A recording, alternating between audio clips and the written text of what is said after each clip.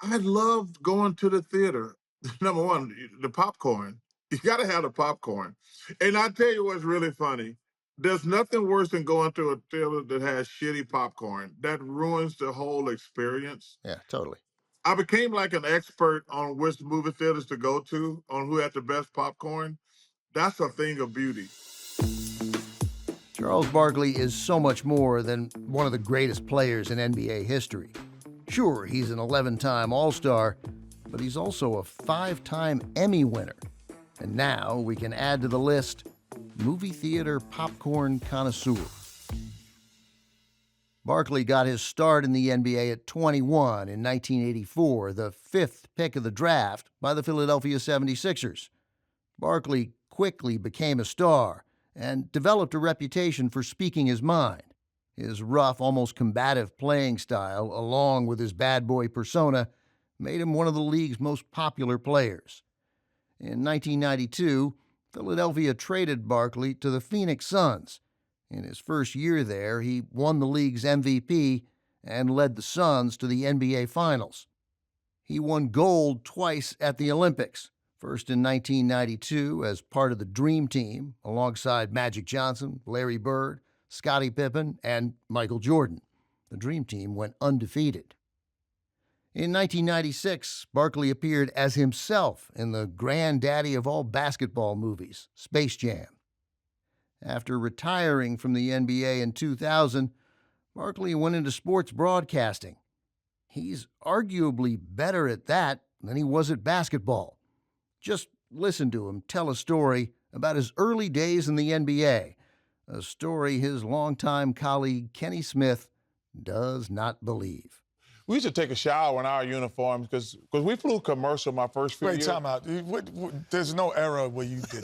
Yes, it is. Stop, you're making this up. So when That's you not what I'm played the disagreeing. night before and flew the next morning, when was you exactly going to get your uniform clean? You had to wash your uniform yourself. So after the game, when you got to your room, you took a shower in your uniform and dried it and dropped on the commercial airline the next day. Who are you with Jed Clampett? Are you? You take it off, you wash it, you put it back on. No, it's just easier to clean that way. Charles and Kenny, along with Shaquille O'Neal and Ernie Johnson, are part of what I think is the best studio show in the history of television, Inside the NBA. My guest today is Charles Barkley. I'm your host, Ben Mankiewicz. This is Talking Pictures, a podcast about movies, about memories, and all the stuff that happens in between. Turner Classic Movies makes this podcast with the streaming service Max, where you can see some of the movies mentioned in this episode. I'm a huge sports fan, so I was excited to learn that Charles Barkley wanted to be on our show. It was a nice surprise to discover that Barkley is a big film buff. Charles Barkley, welcome to Talking Pictures. Thank you. Thank you. It's an honor to be here. Let's have some fun. Yeah, this is a movie podcast, and when the opportunity came up to get you, I was like, no hesitation. I was like, I'm interested in what Charles has to say about movies and pretty much everything else, too. Well, obviously, if you did heard, I'm a big movie guy. I love the movies, and I started my addiction to movies probably in the early '80s because when you get in the limelight, there's not a lot you can do publicly where people aren't bugging the hell out of you. Like I tell people, when you go to the supermarket, people want to know why you're here. I'm like, I'm here to get groceries. Right, I'm here for the lettuce, man. Yes. Yeah. What are you doing at the dry cleaner? I'm here to get dry cleaning. But when I first started having success, I think it was like my second or third year in Philadelphia. I was like, I need something I can do. And man, I went to the movie theaters and said, hey, I always went during the day. And I said, hey, can you sneak me in here late morning, early afternoon? And it just became like an obsession. And I've been into movies ever since then. I love them. I love variety. I don't have a certain type. I'm all over the place. That's what makes it fascinating. But I will tell you this: is what's fascinating about movies, Ben, the different opinions on movies Mm-hmm. with your friends. Like, it was this the one with man, I forget. Peter Dinklage was in it. Something about Minnesota. But I got a couple of people who are friends of mine. I thought it was the worst movie ever, and I thought it was fantastic. You're talking about Three Billboards Outside Ebbing, Yes, out of Missouri. Ebbing. Yeah. I thought that movie was fantastic. And I got a couple friends who thought it was awful. That's probably the thing that fascinates me the most about movies, how people can go see the same movie and have different opinions about it.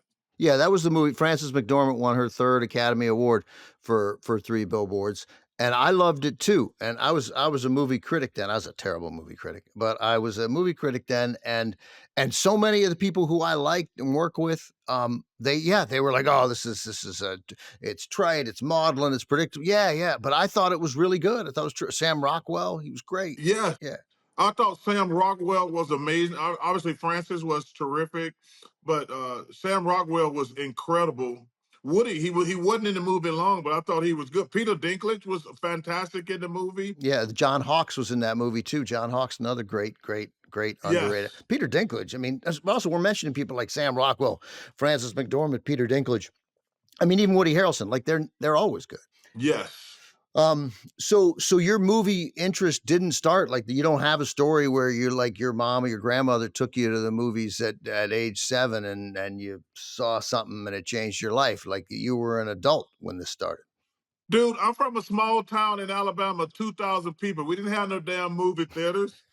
I Okay. mean, You had a uh, car, you got a car. You could drive to a place where the movie theater was, maybe. well, but I'll be honest with you, I don't think we ever went to Birmingham. I grew up about 30 minutes outside of Birmingham, but no, we didn't have any movie theaters in my hometown. I only had a couple thousand people, but no, we never, well, we couldn't afford it, number one, but we never went into Birmingham to see the movie. So my movie addiction started.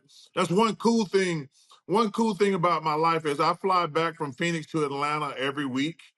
So I catch up on the most random movies that I might have missed. I had never seen 13 Hours to Benghazi, and I watched it last week, and I was like, man, number one, it was a true story, but it was incredible, incredible. Yeah, that's a John Krasinski is in that, and I think it's a Michael Bay movie, isn't it? I'm not sure if it's John Krasinski, the sexiest man alive. He was definitely in it, but it was The incredible. sexiest man alive, like he's first, John Krasinski. Did He's he just win? that it just Oh, came. they named him that. Yeah, they got a lot of pushback on John Krasinski. How in the world is he's the sexiest man alive? And they just started naming other good-looking dudes, and I'm like, yeah, that's a good point there, but hey, It's yeah, it's almost like it's totally arbitrary. a Yeah, hundred yeah, percent, yeah, a yeah. 100%. And I'm going to give it a John Krasinski. That guy is a great actor. It turns out a really good director. Those Quiet Place movies are terrifying, but they appeal to non-horror fans too. And he's he can do drama. He was great in the as Jack Ryan in the Tom Clancy series. Uh, and obviously we know he can be charming and funny from The Office. Like he's he's the total package. And there you go. That's sexy. Yeah, you know that what you said is very interesting and true because when you see certain people, you're thinking like they wouldn't be funny being in a dramatic, an action-packed role. One of my really good friends is Steve Moscow, who ran Sony for X amount of years. He was telling me that when he was at Sony, he took Breaking Bad to the bosses, and it turned out to be their most profitable show ever. But he said, well, when he took him, when he first had the meeting, he says, well, who's in it? They're like, Bryan Cranston. And they said, the guy from Malcolm in the Middle? Right. That's right. Yeah. And he says, yeah, he says, and he's going to play a drug dealer. And they're like, this is going to be the worst show in the history of civilization. And it turned out to be their best show ever. So you're right about Krasinski. You don't think the guy from The Office is going to be like a Green Beret in Benghazi or Jack Ryan. So that's a great point. To play the different variety of people is amazing. Yeah, and it turns out he's also a really talented filmmaker too. So yeah, that gets into this old thing that Hollywood has been, and I say this with full love of the people who make movies and even the people who run the studios in general. I mean, these are like we can knock them sometimes, but they're movie fans. So I'm predisposed to like these guys. But the problem Hollywood has always had, one of them, is that they think comedy, they got it totally backwards. Is they think comedy's easy and drama's hard. And if you can do comedy effectively, if you're a really good screen comedian, if you know how to be funny on camera, I mean, John Krasinski, all those people on The Office, and I've gotten to be friends with a couple people on that show, and like the ability to not say anything and get a laugh with a look or a reaction, like that's hard. So it doesn't surprise me ever when it turns out funny people can be dramatic. And Bryan Cranston, who was so good in Breaking Bad, and since then that playing LBJ for Rob Reiner in a movie for, I think it was an HBO movie, like you don't even remember now that Bryan Cranston started in a sitcom or became famous in a sitcom. You're 100% correct.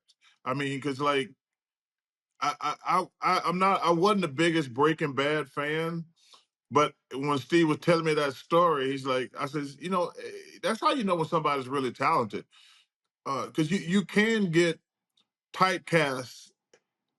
I think the one thing you have to do, no matter who you are as an actor, when you're having success playing a certain role, you have to try to do some diversity.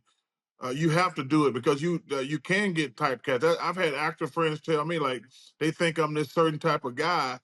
I'm like, no, dude, you got to have some variety in your skills. It's like playing sports. Like as a basketball player, the other team got coaches too. You have to adjust. You have to adjust your game to get better. And I'm assuming, like I say, I've never really acted other than commercials, but I'm assuming as an actor, you have to keep recreating yourself. So then you talk about like there's the other team, and that's a problem. I'm a serious sports fan. I thought I was going to be a sports broadcaster. That's one reason why this was such a lovely interview for me to get, for us to get on this. I was positive I was going to be a baseball broadcaster. I love the pace of it on the radio, but as a fan, still, like we don't understand that there's another team there.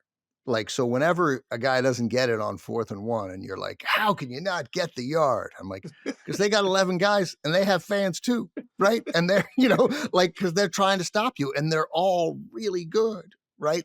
Yeah, I mean, I always it's funny when you sit with the fans and they're so emotional.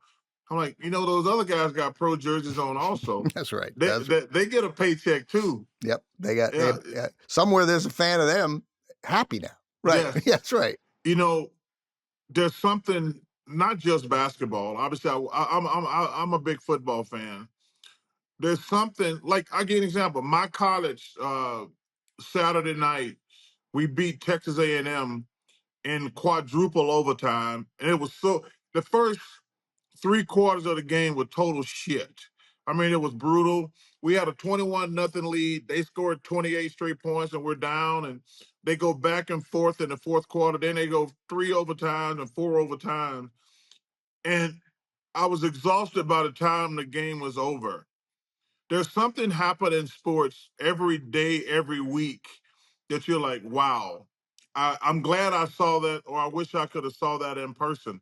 And sports are the ultimate reality show. But I just love the beauty of sports. And the main thing it does, it just takes you away from reality. So I didn't ever consider I'm interested in the life of celebrities of your stature, because I get recognized, but I can go to the grocery store, right? I can get my lettuce, right? I can go to the dry cleaner. And if anybody says anything to me, and it definitely happens most days, but it's always like, thank you for these movies. Thank you. We love what you do. That's it. It's great. Yeah. It's so nice. It's what a lovely reaction for people to have. But it never once occurred to me that there's an escape in the movies, that you can go, at least for those 2 hours, man. The lights are out. They don't even know you're sitting there. And you'd worked out some deal where well, they'll open the back door for you, which is super nice. It's unbelievable because there when obviously I've been so lucky and blessed in my life, and I never want to take it for granted. But it's a lot Yeah, it's a lot. to not to be able to go out and do anything. I tell people, I says that's one of the reasons I love golf. You get to go out there with your friends for 4 hours, 5 hours, and you get away. But going to the movies, playing golf, I like to fish. Like anything you can do, you always have to be on when you're in public. And Dr. J told me, he said, son, people gonna come up to you, people gonna say hello, they're gonna want to take a picture.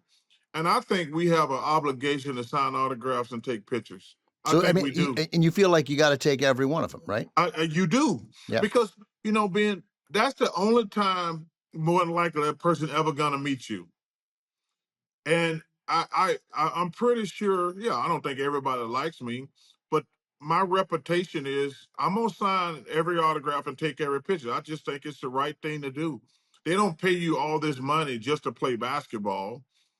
It's a lot that goes with it. And Yeah. then but going to the movies, man, it was my way of just getting away. It's dark in there, and it's just perfect. As you can probably tell, Charles Barkley does not hold back his opinions, including on movies, even those that are, in his words, shit movies. But he'll still watch them all the way through, and then he'll tear them apart with his colleague, Ernie Johnson. Here they are on their podcast, The Steam Room. I just saw the worst movie I've ever seen in my life. It's called The Beekeeper. Did you go to a theater to watch this? I did not. And that should have been a warning to me because it was in the theaters for like 3 weeks, and then it was on my TV to rent for $4.99. And let me tell you something. I want my $4 back because it should have been 99¢. That I find that fascinating when halfway through the movie you realize it's a shit movie, and then you keep out hope that they're gonna bring it back around. That's right. Yeah, but then you realize like, oh shit, this is just a shit movie. But you get to talk about it afterwards. Like, even that's valuable. I'm a big Jason Statham fan. Oh, me too. Yeah. That's a sexy man, by the way, to bring it back. Yeah.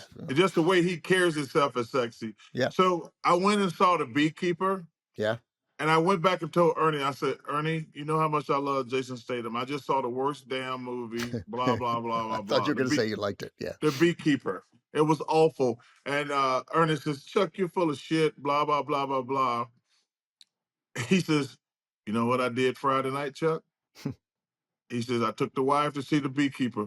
And you are 100% correct. It's the worst movie ever. And I said, dude, I said, dude, I love Jason Statham, but that movie was awful. I mean, that movie was so bad. Felicia Rashad killed herself after 5 minutes in the movie. It was that bad. She's like, I don't want to be part of this shit. Yeah, look, man, of course, Jason Statham, we still love Jason Statham. Of course, he can make a bad movie, right? I mean, you can have a bad broadcast. I can have a bad intro. Like, it happens.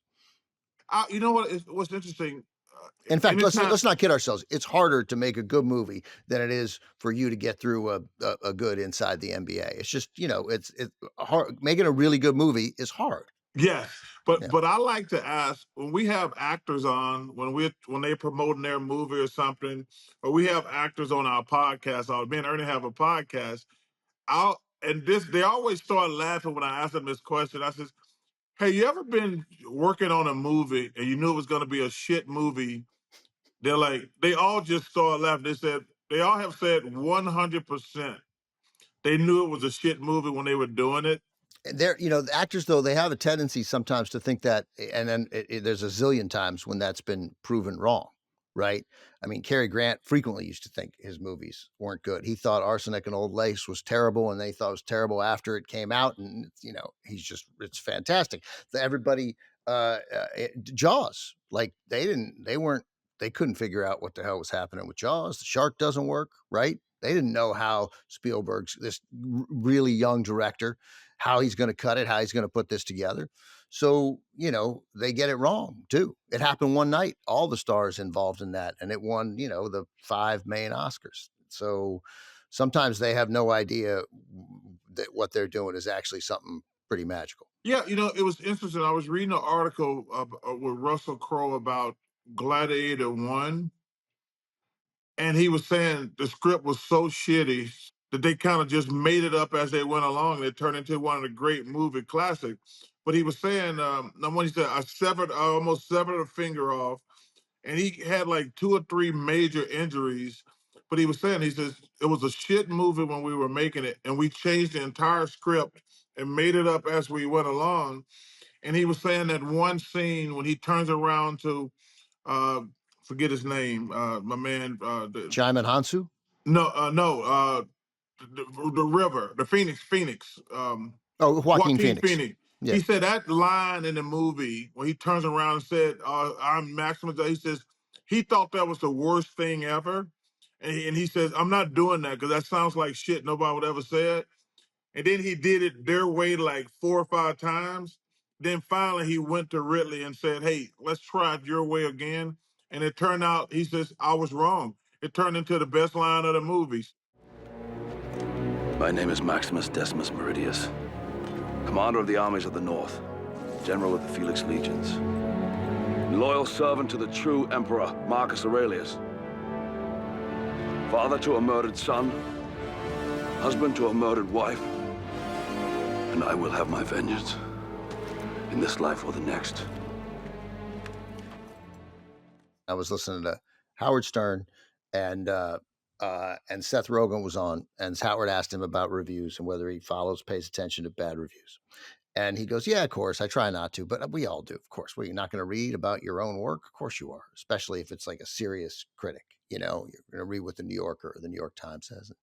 And then he said, does it bother you? And he goes, well, it bothers me a little, but not really, because he goes, it's so hard. There's so many moving parts in the movies, not just the actor, the director, the producer, cinematographer, the stylist, right? The writer, of course, everybody involved in this, and the schedule, and then the money gets tight and there's never enough money and you have to cut stuff. You got to move stuff around. He goes, it is a victory and an amazing thing.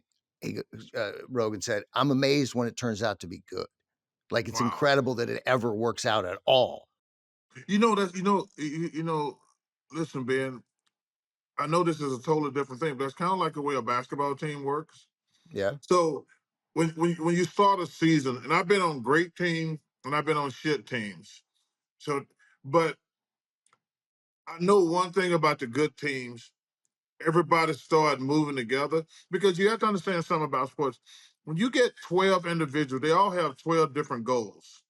Like one young guy's a young kid trying to be a star. The old guy's still trying to hang on for dear life and be a star. They did a really good job in that movie. With the movie with Al Pacino is about football. I can't remember the name of it. Any Given Sunday.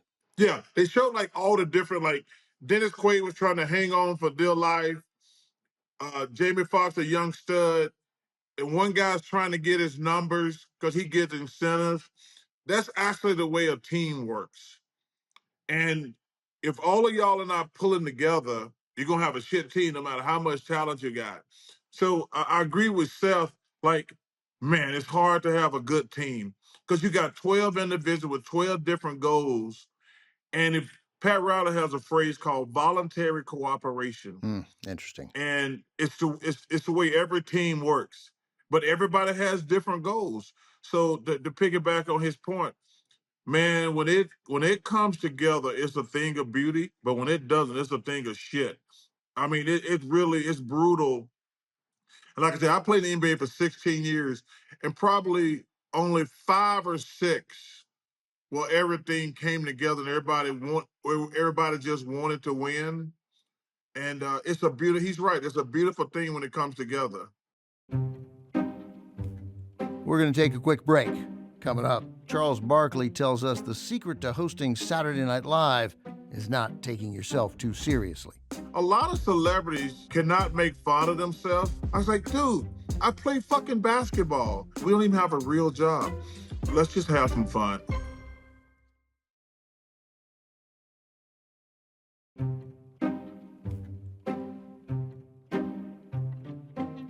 In 1984, Charles Barkley left home in Alabama to play for the Philadelphia 76ers.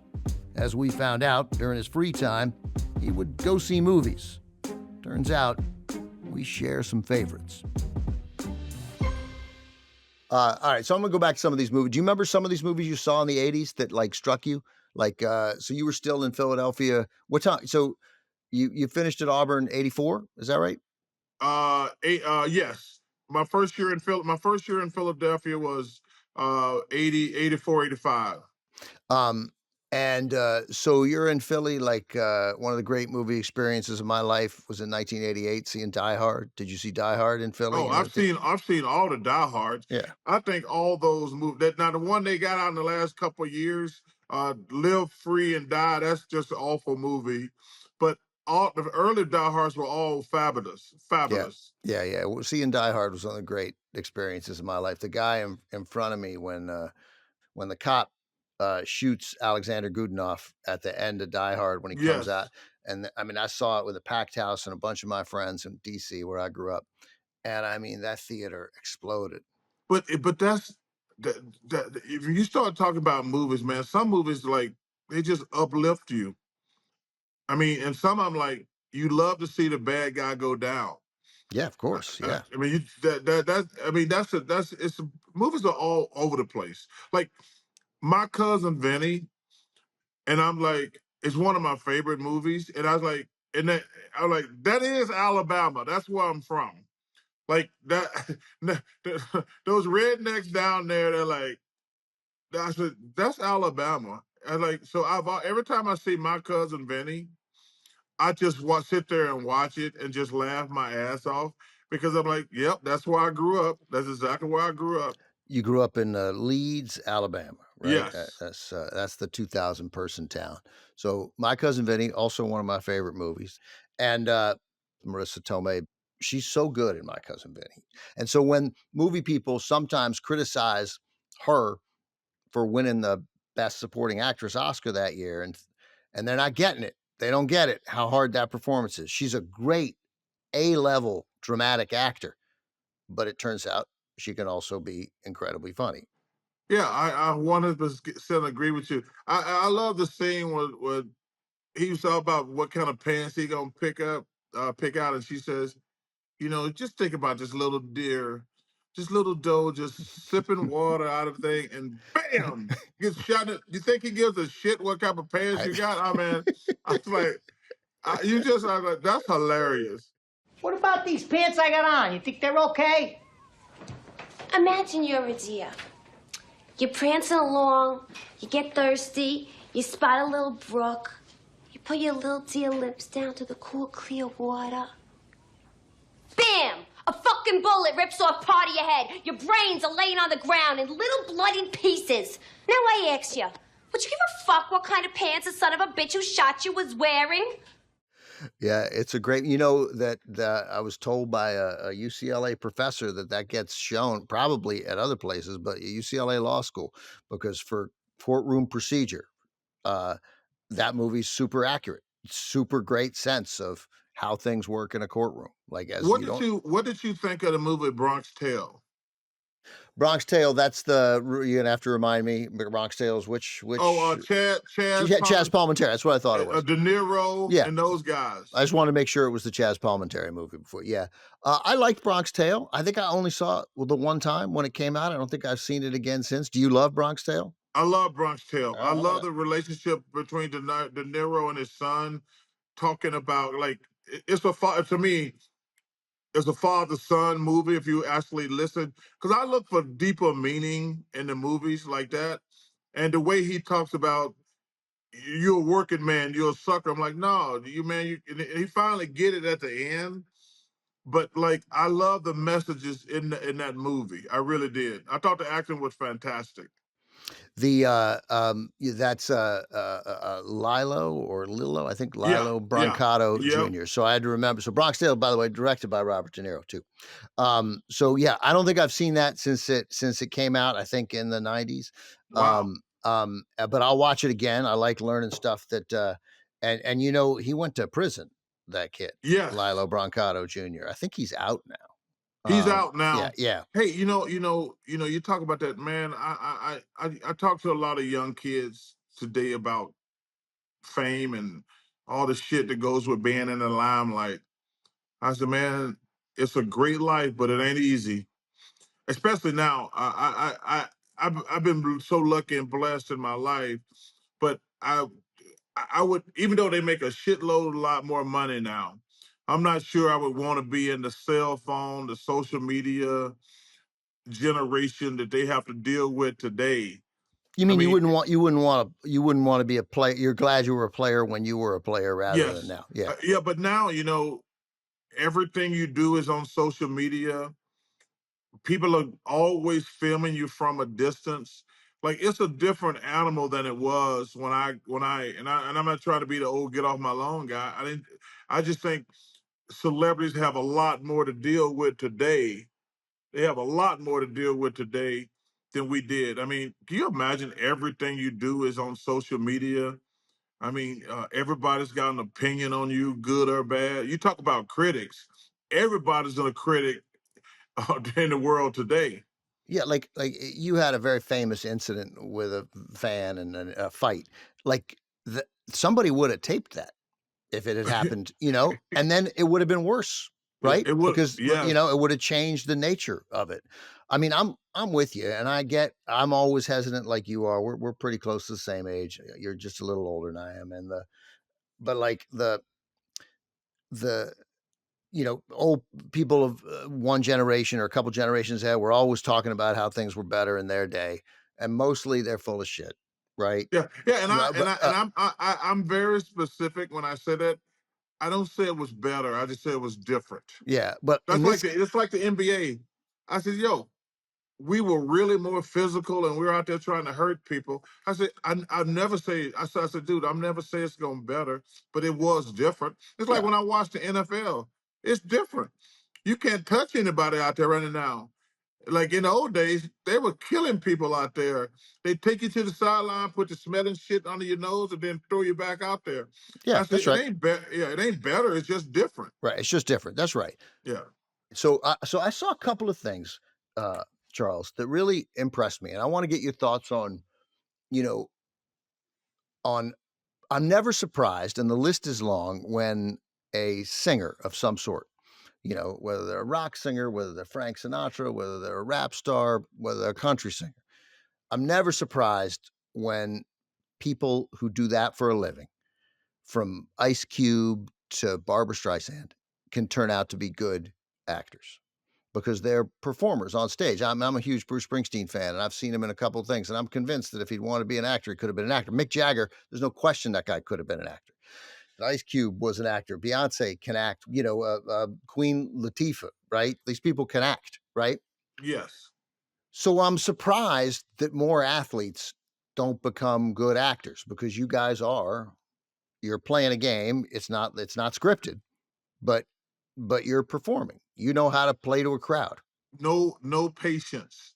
Listen, when I shoot a commercial, I'm there for like 8 to 10 hours.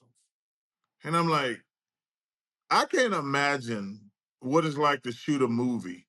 Oh, to do Because that. Yeah. if it takes all day to shoot a couple commercials, I'd be like, no, I'm not doing this for 2 months, 15 to 17 hours a day.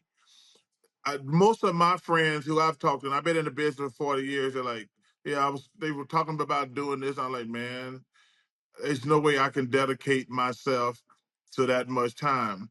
Because the little time you have off, you don't want to do anything stressful. Because like when we made Space Jam, we were in LA for a week, 2 weeks, and we were going like 10 hours a day. And that's the closest I've come to really being in a movie realistically. And I was there for 2 weeks, and we were doing 10-hour days, and that was just a small part of the movie. So I think that's the reason most jocks don't want to do it. I don't think they have the patience. Could they do it? I think they could, but I don't think they have the patience to do it. That's my personal opinion. I mean, like, like you said, acting's hard, man. Like, I tell you, one of the lucky things, I've worked with two people who are the best I've ever seen. Sam Jackson and Joe Picker. They are the two best I've ever worked with. Like, In what way? they know exactly what they want. They know how to, like, Sam is like, Chuck, try it like this. Because, like, sometimes I'm actually trying to act, and Sam's like, dude, that's a throwaway line. And I said, what does that mean? He said, just throw it away. Don't even think about it. Or But we'll he shoot. doesn't mean don't say it. He means don't think about it. Don't, yeah, that's like, it's not a serious moment. It's like a joke. So it's a throwaway line. And man, he is so good. And Joe Picker is the best director I've ever worked with. Tell people who Joe Picker is. Joe Picker, he did all my Nike. He's a director. He's amazing. He did all our Nike spots back in the day. So I'm not a role model spot. That's Joe Picker? I am not a role model. I am not paid to be a role model. I am paid to wreak havoc on the basketball court. Parents should be role models. Just because I dunk a basketball doesn't mean I should raise your kids. He did most of my stuff and Michael's stuff at Nike. Yeah. But he knows exactly, like, he does this little thing with his hands, and he'll look around the room and he like, no, get that out of there, get that out of there, get that out of there. Try it like this. And he's not afraid to offend. Him and Sam are not afraid to offend the agency. Like, Sam would say, that shit sucks. It's not gonna work like that. He was like, do it like this. And Joe's the same way. And every time they made a suggestion, like, Charles, that doesn't work. Michael, that doesn't work like that. And it was amazing. It always turned out great. But I always tell people, Joe Pick and Sam Jackson are the two best I've ever worked with. Have you worked with Sam in anything other than commercials? No. And we've been doing commercials, I think, 12 years now. It's incredible. Always with Spike Lee, or have you done always some? with Spike? And Spike is terrific. Spike is terrific too to work with. I mean, but man, Sam, I just can't. I have none but admiration and respect for Sam. But him and Spike, man, we have so much fun. And Jennifer Gardner's been in our spots. They're fun shoots. They take about 2 or 3 days. We do like 4 or 5 commercials for March Madness, but they're always fun. Sam Jackson and John Travolta and Harvey Keitel and Uma Thurman were at the TCM festival this last year. It was our 15th festival's 30th anniversary of Pulp Fiction.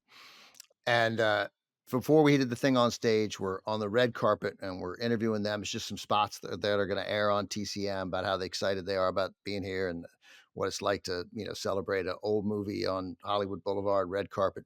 And all these fans across the way are screaming, right, across Hollywood Boulevard because it's Sam Jackson and John Travolta up there and I'm interviewing. And they wave to him and I say, well, guys, I don't want to embarrass you, but they're mostly cheering for me. Right. It's preposterous. But so they laugh and Sam Jackson, so Travolta laughs, but Sam Jackson just starts, he reacts to that in just the best way possible. He was like, oh, Ben, I don't fucking think so, and I was like, this is going to be okay. We're going to be just fine. We're going to be just fine. That's together. Sam. So I watched this. You hosted Saturday Night Live 4 times. Is that right? Yes. And, when non-professional comedians or actors come on, even when singers come on, sometimes it's a little awkward, right? But you are part of one of the greatest, to me, like 10 skits in SNL history that I've seen anyway. I haven't, of course, seen them all. But what did they call it? What was the title of it to make sure I got? Oh, yeah, Real Quotes. So you remember this one? Oh, yeah. So it's hosted by, where as a game show host, you got the great Bill Hader, who is as good a performer as like Phil Hartman. They're like the 2 of the greatest performers ever on SNL.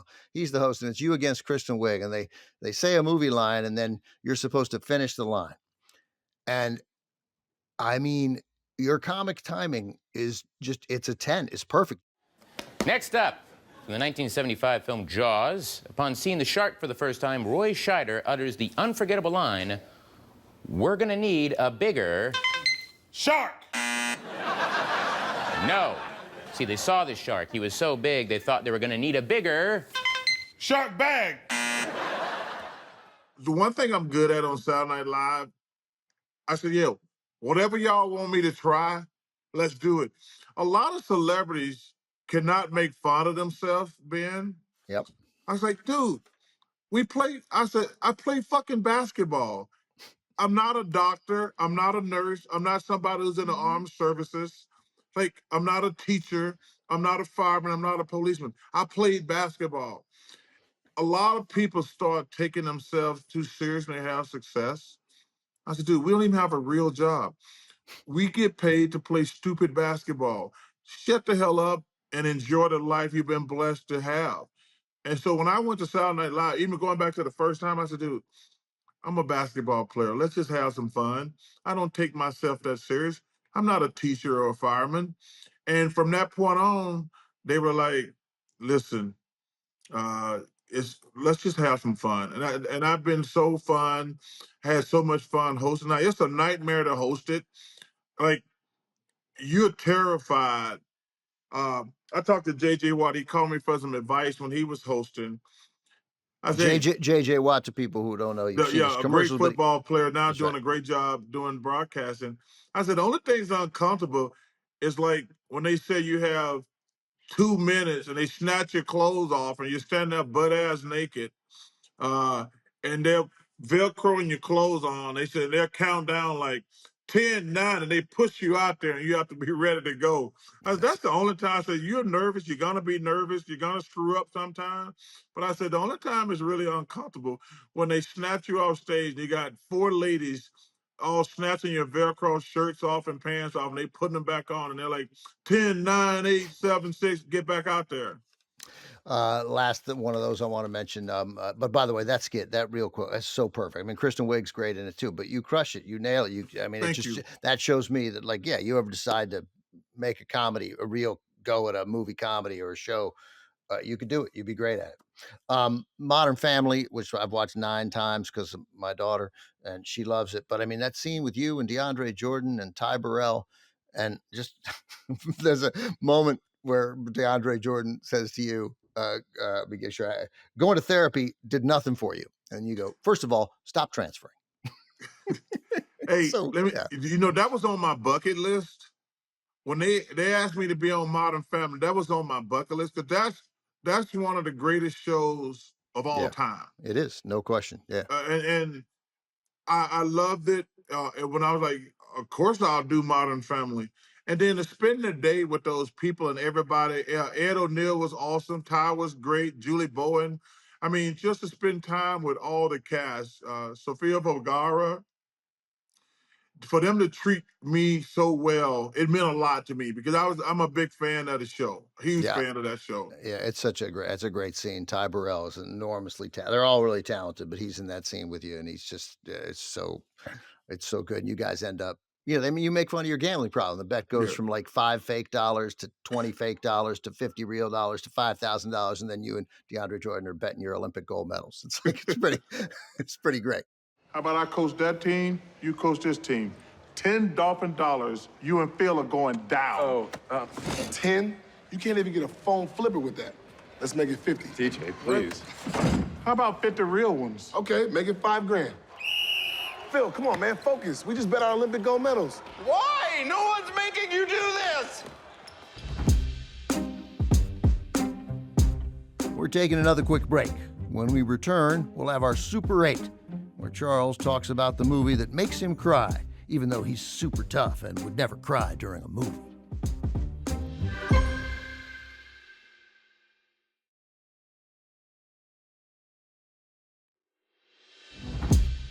And we're back. Time for our Super 8, where we ask our guests a series of set questions about movies they've watched, movies they've loved, and movies they'll never forget.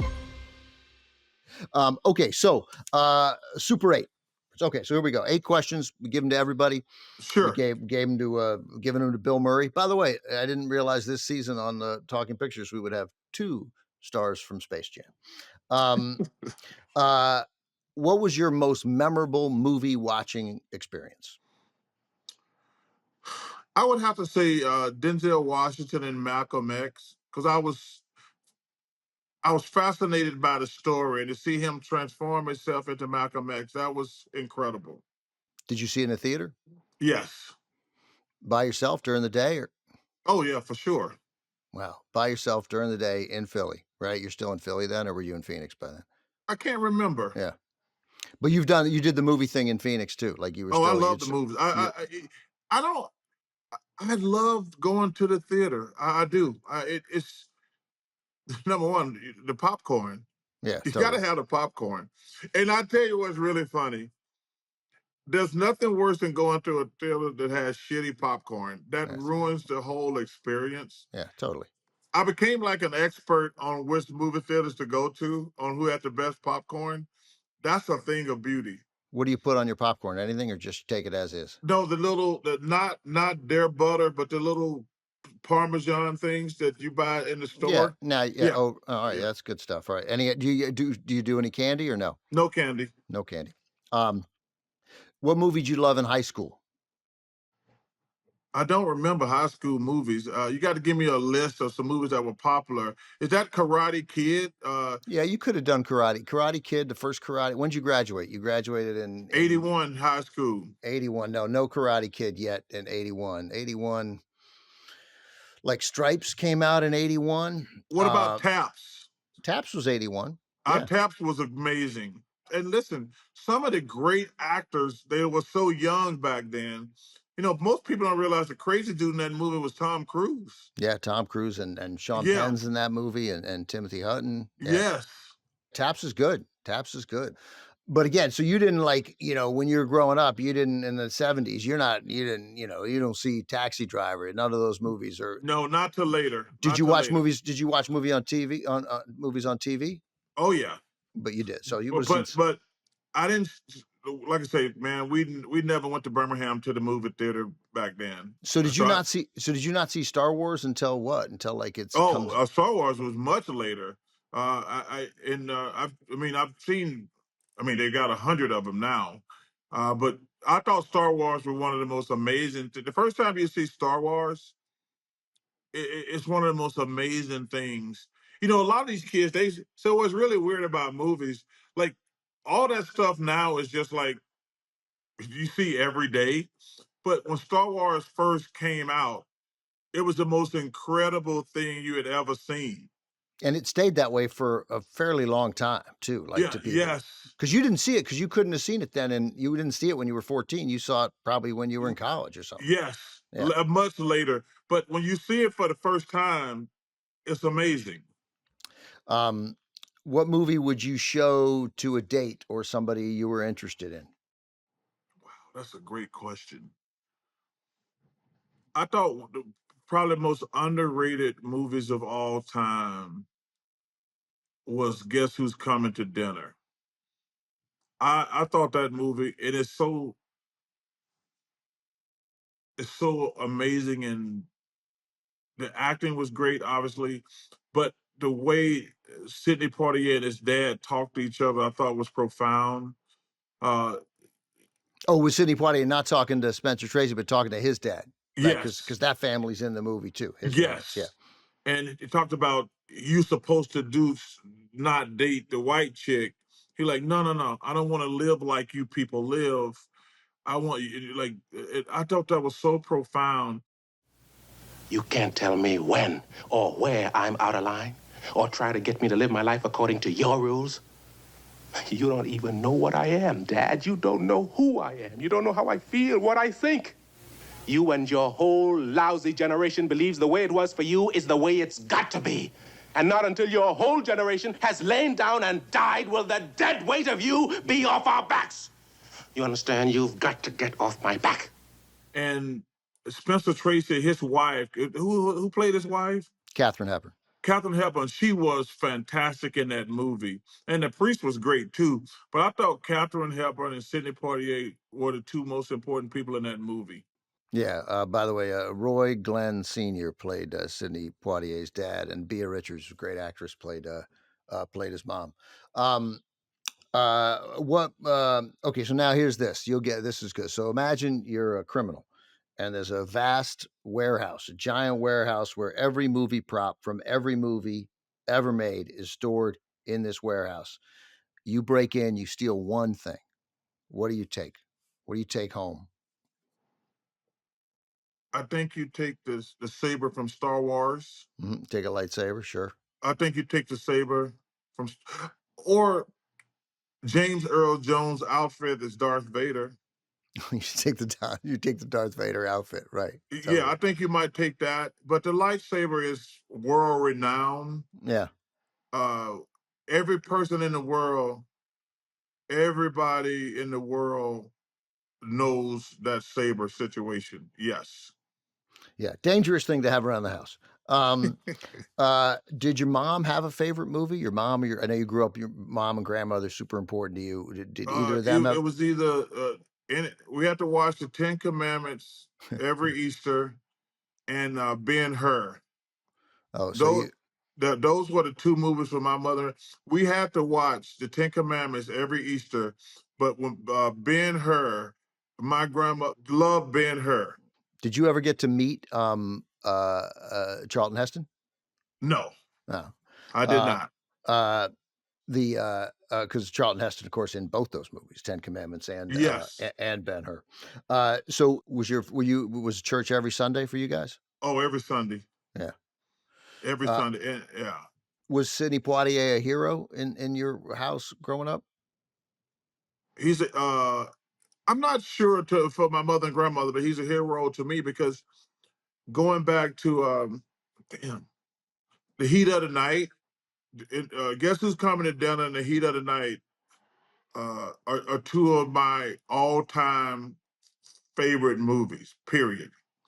So as an athlete, you'll get this. And so there's an actor named Larry Gates slaps Sidney Poitier in that movie because Sidney Poitier is being impertinent by asking him questions, right? Because he's an investigator. And Poitier slaps him back. And I feel like there's an immeasurable amount of time that it takes for Poitier to slap him back. Like it's like slap, bam, right back. Like you can't measure it with any human device. Like that is such a profound situation. Like, wow. Right. Because you understood, and having grown up in this small town in Alabama, segregated town in Alabama, you were the first baby born in the segregated hospital in town. So it is said. Yes. Because your grandfather worked there, is that right? Yeah, as a janitor. That's a crazy. Yep. And like, it's so profound for me because one of the reasons I speak on a lot of social issues is like, yeah, I'm never gonna go backwards. Like right now, my son-in-law is Jewish, and he's been struggling with a lot of the anti-Semitism. And two of my favorite people, my son-in-law and my basketball coach at Auburn, both Jewish, and they're being persecuted right now. And it's been very frustrating for me because obviously I got two grandkids that I'm worried about.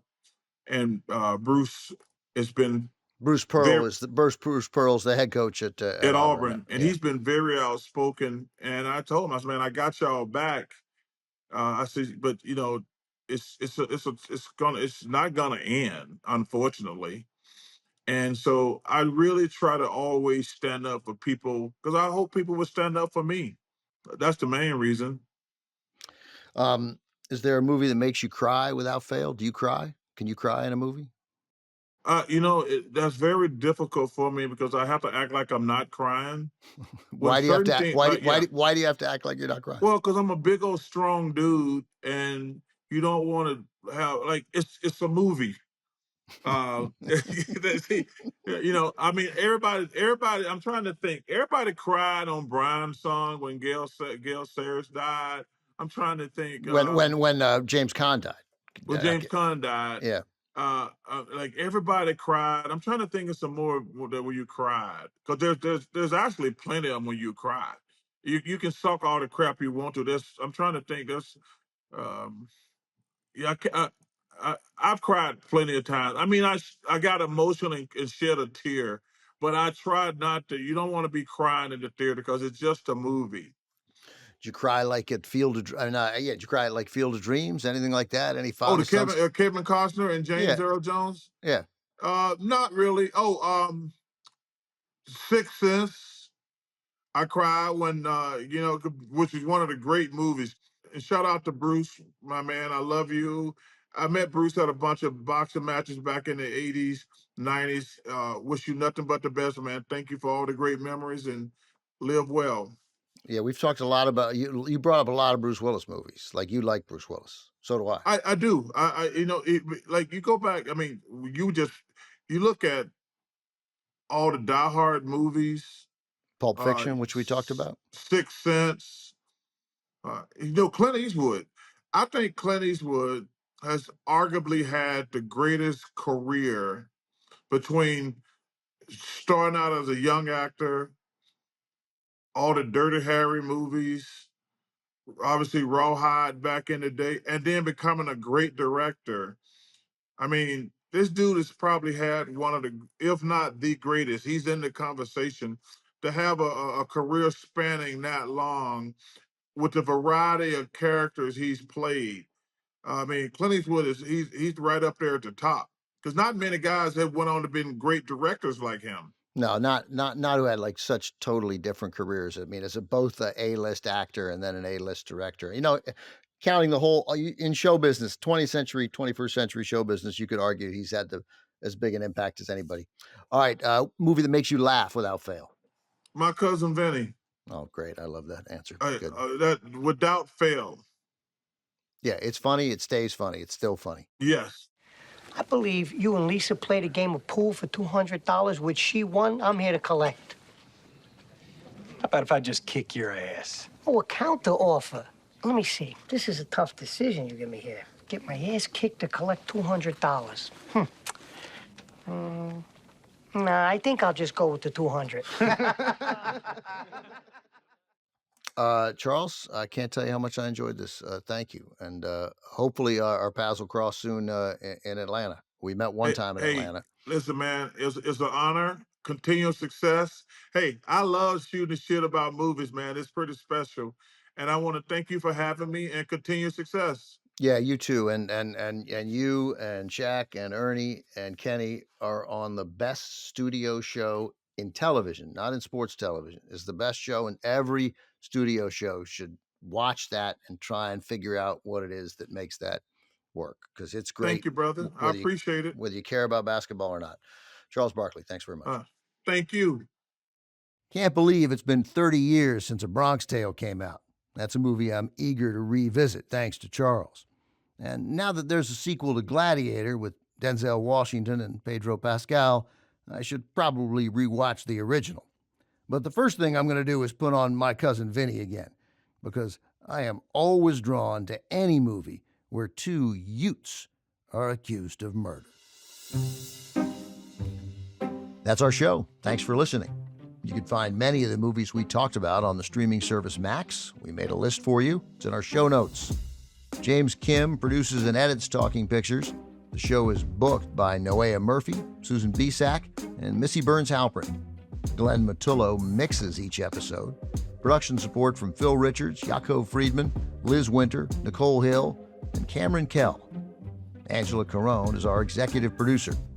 Special thanks to Michael Gluckstad, Allison Cohen, and Kenya Reyes from the Max Podcast team. I'm Ben Mankiewicz. See you next time.